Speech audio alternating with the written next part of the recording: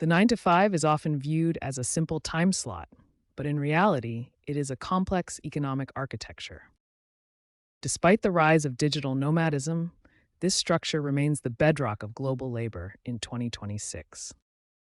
We examine why this model persists, serving as the dominant framework for stability, regulation, and risk mitigation in the modern economy. By 2026, the initial push for total flexibility shifted into a stabilized 3-2 hybrid model. While intended to offer freedom, this structure has paradoxically reinforced the rigid nature of the traditional 9 to 5. The model dictates 3 specific days in the office and 2 days remote. Rather than dismantling the work week, this creates a standardized, predictable rhythm. Instead of escaping the office structure, the hybrid model standardizes it. It locks employees into a recurring cycle, making the office presence more binary than ever before. Ultimately, the hybrid paradox has turned flexibility into a new, rigid routine. Historically, the 8-hour workday was defined by steady, manual output. Employees spent the majority of their time producing measurable, tactical work. The integration of AI has disrupted this. AI agents now handle manual tasks with extreme speed, effectively clearing the tactical backlog. However, this hasn't shortened the workday. Instead, it has shifted focus to high-level managerial oversight, creating an environment of constant cognitive vigilance. The result is a work culture defined by increased psychological intensity as workers manage AI outputs rather than producing them directly. We are witnessing a profound shift in the labor market. The restlessness of the Great Resignation has given way to what economists call the Great Stagnation. Today, workers are choosing the relative safety of traditional corporate roles over the high risks of starting new ventures. This pivot is largely driven by AI. As automated systems disrupt entire industries, the barrier to independent success has risen, making the steady corporate paycheck a primary defense mechanism. It is a period defined by a collective desire for shelter in a rapidly changing technological landscape. The term Golden Handcuffs refers to the package of benefits that tether high-performing employees to their roles. These are not punishments, but incentives that provide a safety threshold. Employer-provided health insurance, company-matched retirement contributions, and the stability of a regular paycheck create a financial barrier. Leaving this system often means losing these essential protections. This safety threshold makes the choice to leave feel financially irrational. Without an equivalent safety net, the risk of entrepreneurship often outweighs the potential for growth for the average household. Our educational system conditions us to equate time spent with value created.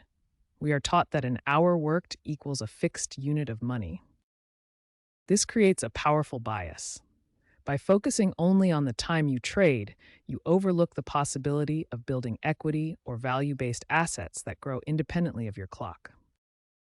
Breaking this hurdle is essential for escaping the traditional cycle. True independence requires decoupling your income from your time and moving toward equity. Lifestyle creep occurs when your spending habits expand to match your rising income.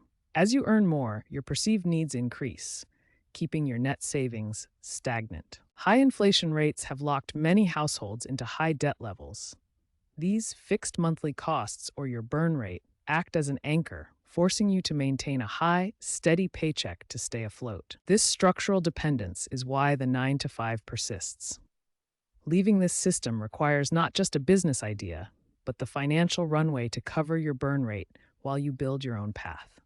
A growing subculture of professionals is bypassing traditional career paths by holding multiple remote jobs simultaneously. This strategy, known as overemployment, allows individuals to multiply their corporate salaries. The goal is not to sustain this long term, but to aggressively fund index fund portfolios to reach financial independence. By using the safety of corporate salaries to build personal wealth, these individuals attempt to escape the 9 to 5 from within the system.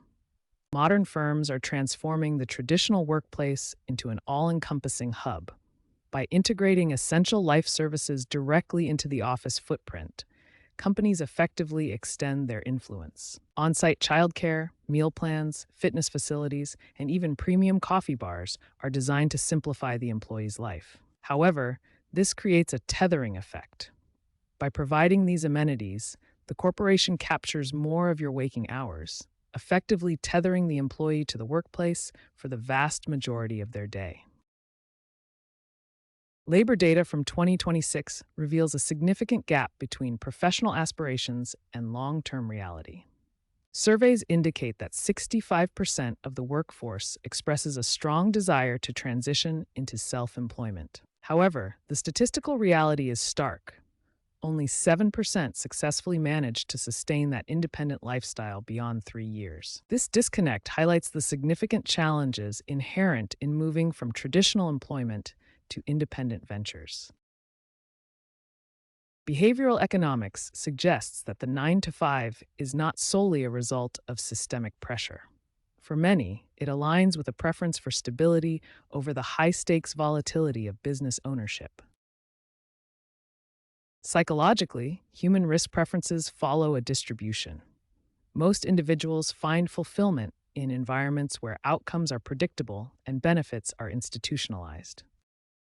While entrepreneurship offers high upside, it demands a specific temperament to endure constant income fluctuation and administrative burden.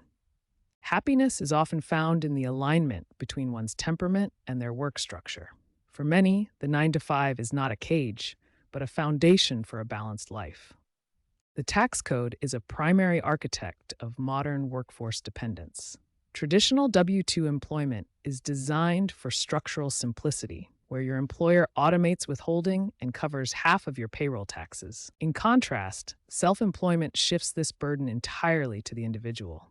You become responsible for the full weight of payroll taxes, plus the administrative friction of quarterly estimated payments. The structural friction is best illustrated by the self-employment tax. Because you are both the employer and the employee, you pay both halves of the Social Security and Medicare taxes, effectively creating a 15.3% tax load that purely passive or W-2 roles avoid. This makes the cost of operating independently significantly higher, creating a financial barrier that incentivizes staying within the W-2 fold for perceived safety. Debt acts as the primary anchor in the 9 to 5 cycle. Long-term loans like mortgages are structured to require predictable monthly income streams. Because these loans are amortized over decades, they effectively lock individuals into their roles. This creates a high sensitivity to income instability, making the perceived safety of a 9 to 5 position essential. Ultimately, debt transforms a person's life into a series of managed risk payments. This engineering makes the traditional work structure not just a choice, but a requirement to sustain a home and a middle-class lifestyle. De-risking is not about quitting your job on a whim. It is a calculated, systematic process of preparing your finances and assets before you attempt to leave the traditional system. First, you must aggressively lower your burn rate. This means identifying and eliminating unnecessary expenses to increase your financial runway. Next, focus on accumulating independent equity. Use your current corporate income to build assets like investments or side businesses that operate independently of your 9 to 5 labor. By simultaneously lowering your costs and maximizing your investments, you bridge the gap between employee and entrepreneur. This allows you to reach independence from a position of strength rather than desperation. Most professionals are locked into trading time for money. This linear relationship means your earning potential is strictly limited by the hours in a day. To escape this, you must first build a capital buffer. This isn't just savings, it is the fuel needed to buy or build assets that generate value without your constant presence. The shift happens when you move from selling your labor to holding equity. You use your capital buffer to acquire income-generating assets, effectively decoupling your income from your time. Most view the 9 to 5 as a permanent destination. Strategic optimization requires a shift in perspective. Treat your role as a temporary incubator designed to build your 3 core pillars of capital. First, intellectual capital. Leverage training to learn systems. Second, financial capital. Aggressively invest your salary. Third, social capital. Network within your industry to build future partnerships. Systematically move your surplus salary into income-generating assets. By keeping your burn rate low, the corporate paycheck becomes the funding mechanism for your eventual transition. The conclusion of our exploration brings us to a vital realization. The binary choice between corporate security and independent freedom is a false dichotomy. Escaping the architecture of dependence is not about impulsive exits. It is about intentional preparation, systematic de-risking, and the long-term commitment to building equity, rather than simply trading your time for a wage. Freedom is not an accident. It is a calculated outcome born from the conscious choice to master the system before you decide to step beyond it.